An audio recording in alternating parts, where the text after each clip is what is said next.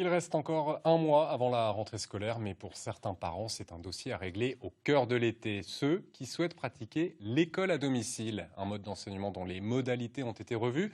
Conséquence, des parents ne pourront pas donner cours à leur enfant à la rentrée. Illustration dans le Tarn avec Robin Doro et Véronique Galli. C'est le seul oiseau du village. Vacances d'été ou pas, dans la chambre de Jade, c'est cours de français avec un poème de Jacques Prévert.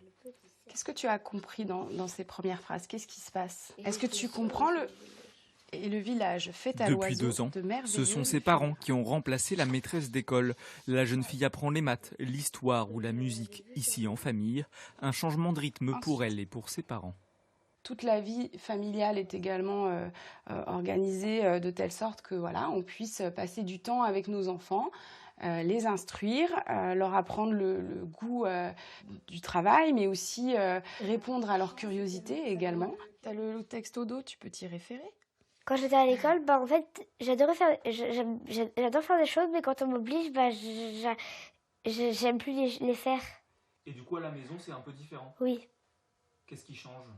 Je peux choisir ce que je fais, je peux choisir ce que j'ai envie de faire. Mais dès cette rentrée, via la loi contre le séparatisme, l'instruction à domicile sera soumise à autorisation. Si les enfants déjà scolarisés à la maison ont obtenu des dérogations pour la rentrée prochaine, toutes les nouvelles demandes ont été refusées par l'Académie de Toulouse. C'est le cas de Nora, la petite dernière. Elle aussi veut suivre l'enseignement de ses parents. Un refus incompréhensible pour Jalil, le papa. On a 98% de contrôle positif. On est 60 000 en France. On n'a aucun cas de fichier S ou de séparatiste ou de terroriste ou quoi que ce soit.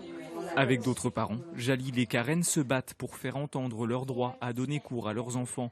Plusieurs recours ont été portés devant le tribunal administratif de Toulouse, mais les décisions se font attendre.